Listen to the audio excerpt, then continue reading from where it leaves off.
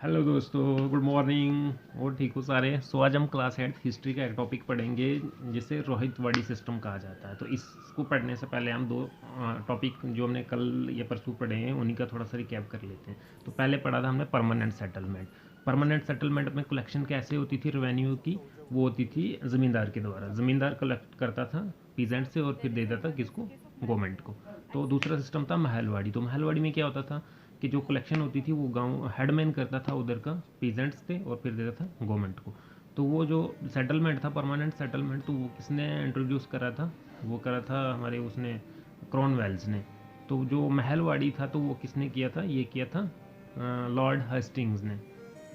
अब ये वाला सिस्टम किसने लाया था? ये लाया था जेम्स मुनरो ने। तो भाई इसे रोहितवाड़ी सिस्टम क्यों बोला जाता था? रोहितवाड़ी सिस्टम इसलिए इसे बोला जाता था क्योंकि जो अब एजेंट सिस्टम था ना ज़मींदार का, हेडमैन का, वो इसमें नहीं था। अब इसमें होता क्या था कि जो गवर्नमेंट थी वो अब डायरेक्टली कलेक्ट करती थी रेवेन्यू पीजेंट से, किसानों से।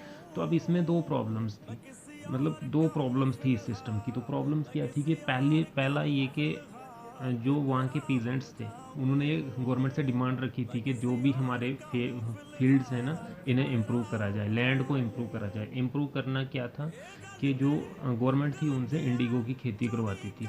इंडिगो क्या? नील की खेती करवाती थी। तो जब नील की खेती करते हैं तो जो ज़मीन होती है वो बंजर बन जाती है।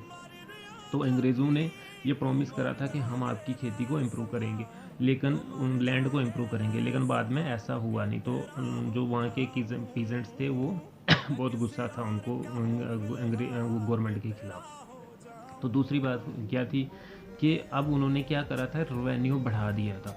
पहले जितना होता था उससे अब डबल कर दिया था। तो जब रेवेन्यू बढ़ा दिया, उनकी लैंड इम्प्रूव नहीं है वो इंडिगो के लिए, तो फिर क्या हो गया कि जब उन्होंने ये बढ़ा दिया तो जो वहाँ के किसान थे वो टैक्स दे नहीं पा रहे थे, रेवेन्यू दे नहीं पा रहे थे। तो हुआ क्या कि बहुत सारे लोग वो एरिया छोड़ के भाग गए, और उसकी वजह से क्या हो गया कि बहुत सारे गांव खाली हो गए। तो ये आपका रोहितवाड़ी सिस्टम था, जिसे मुनरो सिस्टम भी बोला जाता है।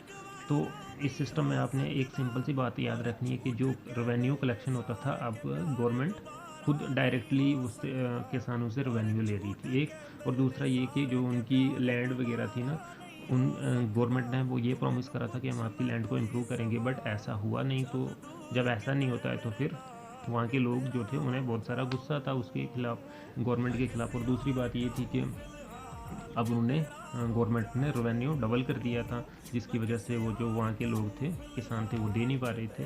तो यही आपका था ये रोहितवाड़ी सिस्टम।